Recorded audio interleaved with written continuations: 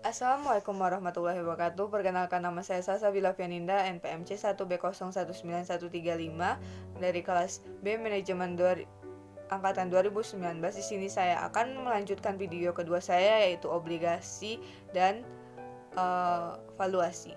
Obligasi atau bond merupakan suatu instrumen utang jangka panjang. Selain itu, obligasi merupakan suatu kontrak jangka panjang di mana pihak peminjam setuju untuk melakukan pembayaran bunga dan pokok pinjaman pada tanggal tertentu kepada pemegang obligasi tersebut.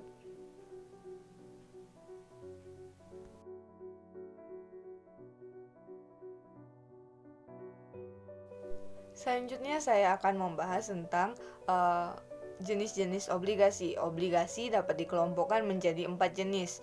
Yang pertama, obligasi pemerintahan. Yang kedua, obligasi pemerintahan daerah. Yang ketiga, obligasi perusahaan. Dan yang terakhir adalah obligasi luar negeri.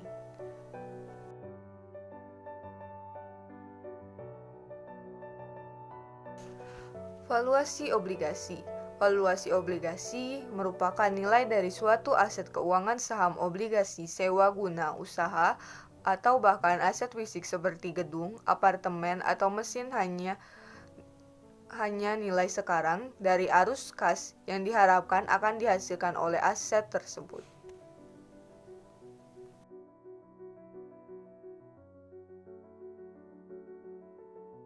Selanjutnya yaitu karakteristik utama obligasi. Karakteristik utama obligasi yang pertama ada dari nilai pari, merupakan nilai dari obligasi yang dinyatakan untuk tujuan ilustrasi. Yang kedua ada tingkat bunga kupon. Yang ketiga ada tanggal jatuh tempo. Keempat ada ketentuan penebusan. Kelima ada dana pelunasan. Dan keenam ada fitur lain.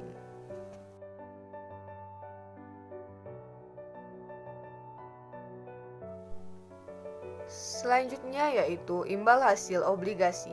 Imbal hasil obligasi yang pertama ada imbal hasil saat jatuh tempo, merupakan tingkat pengembalian yang diterima atas suatu obligasi jika obligasi tersebut dimiliki sampai jatuh tempo. Yang kedua ada imbal hasil saat penebusan, merupakan tingkat pengembalian yang diterima atas obligasi jika obligasi tersebut ditebus sebelum tanggal jatuh tempo. Yang terakhir yaitu imbal hasil saat ini, yaitu pembayaran bunga tahunan suatu obligasi dibagi dengan harga obligasi saat ini.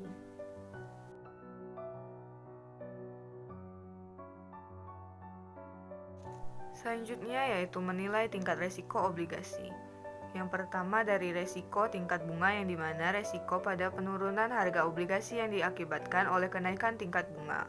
Yang kedua ada resiko tingkat reinvestasi. Resiko bahwa penurunan tingkat bunga akan menyebabkan terjadinya penurunan pendapatan dari suatu portofolio obligasi. Yang terakhir yaitu adalah resiko gagal bayar. Kemungkinan resiko gagal bayar merupakan resiko penting yang dihadapi oleh pemegang obligasi. Jika emiten gagal bayar, maka jumlah yang diterima oleh investor lebih sedikit daripada yang dijanjikan sebelumnya atau mengalami kerugian.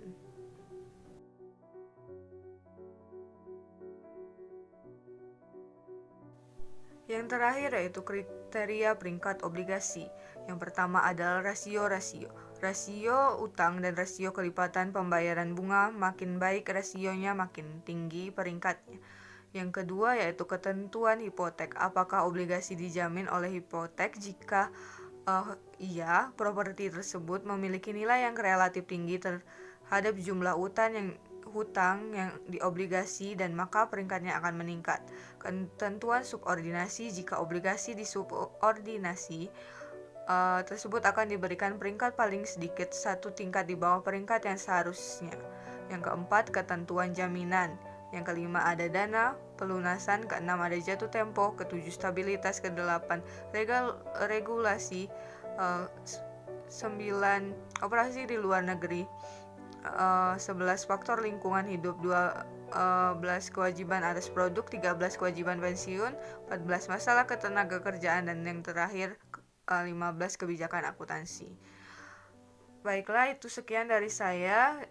Seperti sebelumnya, dikarenakan saya belum terlalu mengerti tentang materi di bab ini, Saya ucapkan sangat-sangat minta maaf dikarenakan saya masih belum mengerti.